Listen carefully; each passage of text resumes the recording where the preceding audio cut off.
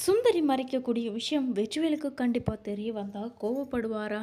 இல்லை அவங்க எதுக்காக மறைக்கணும், அந்த காரணம் என்னென்னு நம்ம பொறுமையாக கண்டுபிடிக்கணும் அப்படின்னு சொல்லி நினைப்பாரா அப்படின்றத மறக்காம கமெண்ட் செக்ஷனில் தெரிவிச்சிருங்க.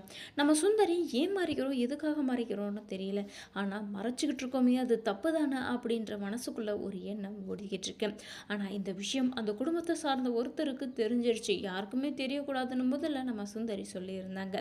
இப்போ நம்ம செல்வி வந்து சுந்தரி கிட்ட போஷவும் அவங்க பேசிக்கக்கூடிய அந்த விஷயத்தை கேட்கும்போது கண்டிப்பாக இவங்க ரெண்டு பேருக்கும் கல்யாணம் ஆகிருக்கு, அதுக்கப்புறம் இவங்க பிரிஞ்சுட்டாங்க அப்படின்ற விஷயம் தெரியுது. இது உடனடியாக நம்ம சுந்தரியோட அப்பத்தா கிட்ட கேட்குறாங்க.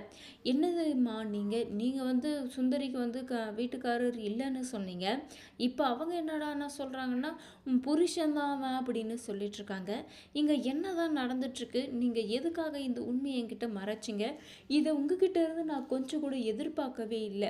ஆனால் நீங்கள் இவ்வளோ பெரிய துரோகத்தை எனக்கு செய்வீங்கன்னு நான் என் மகனை வந்து அவனோட விருப்பத்தை வந்து நான் கேட்டுட்டு இருந்தேன். ஆனால் நீங்கள் இதில் இவ்வளோ பெரிய உண்மையை வந்து மறைச்சிட்டீங்க, நீங்கள் பொய்யா எங்ககிட்ட வந்து நடிச்சிட்டீங்க அப்படின்னாலாம் சொல்லி வெற்றிவேலோட அம்மா வந்து கொஞ்சம் ஆதங்கப்பட்டு பேசிக்கிட்டு இருக்காங்க. இருங்கம்மா, நீங்கள் பேசுகிறதெல்லாம் நியாயம்தான், அதில் எந்த தப்பும் கிடையாது. யாருக்கா இருந்தாலும் இந்த கோபம் வரத்தான் செய்யும். இதுக்கு பின்னாடி இருக்கக்கூடிய அந்த உண்மையையும் நீங்கள் தெரிஞ்சுக்கணும்.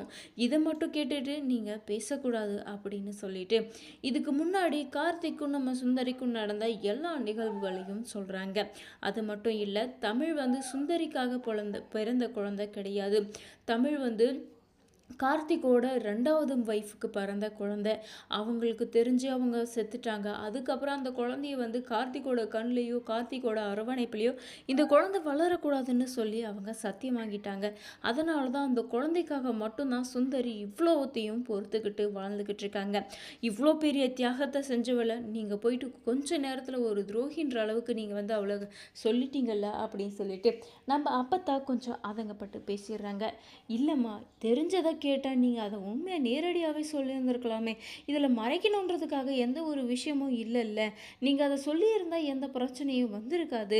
என்ன வெற்றிவேல் தான் தெரிஞ்சால் கொஞ்சம் கஷ்டப்படுவான், உண்மையை மறைச்சிட்டிங்களேன்னு சொல்லிட்டு பரவாயில்ல, நான் அவனை சமாளிச்சுக்கிறேன், இந்த உண்மையை அவன் எந்த மாதிரியான நிலைமையில் இருக்கான்னு சொல்லி நான் பார்த்து பொறுமையாக நானே அவங்ககிட்ட எடுத்து சொல்லிடுறேன். ஆனால் இந்த விஷயம் கல்யாணத்துக்கு முன்னாடியே தெரிஞ்சிடணும், கல்யாணத்துக்கு அப்புறம் தெரிஞ்சால் உண்மையை மறைச்சிட்டாங்க அப்படின்னு சொல்லி 2 பேருக்குள்ளேயும் மனஸ்தாபங்கள் ஏற்படும் அப்படின்னு தான் சொல்லி பார்த்துக்கிட்டு இருக்காங்க. இப்போ ராஜப்பாவை வீட்டை விட்டு விரட்டுறாங்க நம்ம பொற்கொடி.